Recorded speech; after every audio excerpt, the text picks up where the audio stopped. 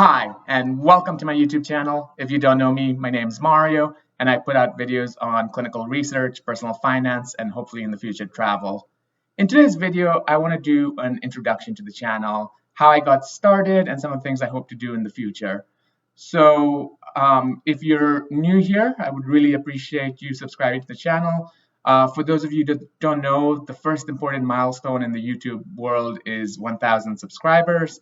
I am approaching 200 now, so I've got a ways to go, but I would appreciate all of your support in helping me get to that 1,000 subscriber milestone. So why did I start this channel? Well, I was let go from my position in April of 2020, and I was basically interviewing for CRA positions or clinical research associate positions. And everything was being done virtually on Zoom and on camera. So I wanted to make sure that I knew how to present myself, I knew how to speak well on different topics, and that I was prepared to do well in any CRA interviews. So I created my first two videos, one the general CRA interview and another for an oncology CRA interview. And those were my that was an insight into my preparation. Basically, I created questions and then I practiced answering them.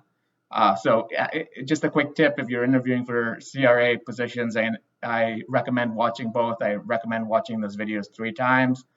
First, just watch it through. Second, take any notes. Third time, press pause and try to answer the question yourself.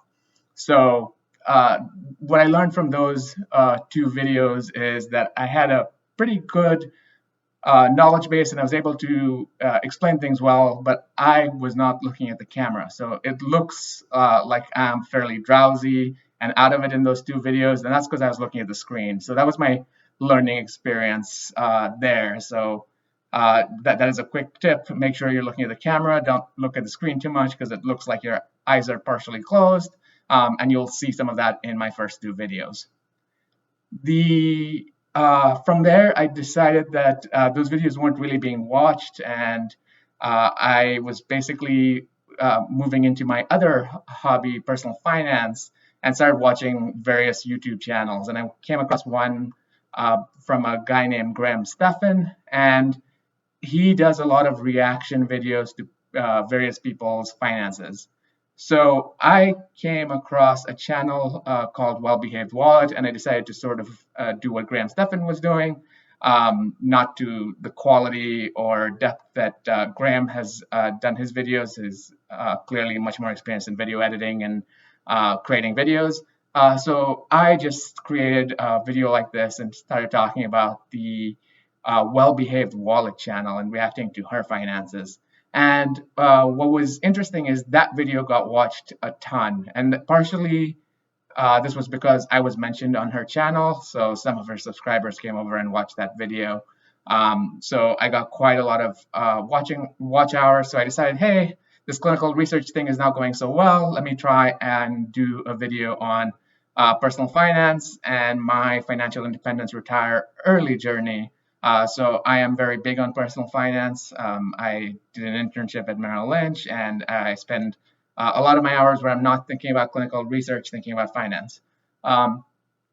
So I put out a few videos on that, and then the clinical research videos started getting watched more and more and more, and I noticed the view hours of that growing.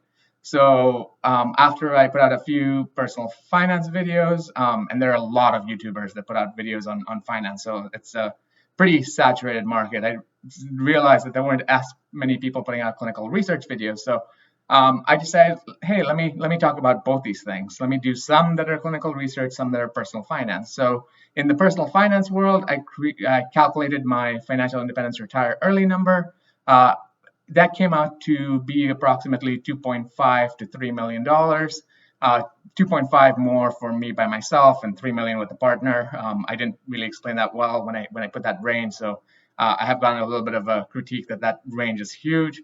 And then I've gone back, reevaluated, decided to up my financial independence retire early number to $4 million and by the time I'm in my 40s. I'm currently in my 30s, so in a little bit around a decade or under. That is my personal finance journey. So this is just the brief 5-minute introduction why I talked about why I talk about clinical research, why I talk about personal finance. What I would love to hear from you is what would you like to hear about? Would you like to hear more about clinical research? I can go into topics like how should you review an informed consent form, some of the things you need to think about with institutional review boards, some of the things you need to think about when you're monitoring your first site, and some of the common challenges that monitors experience while on site.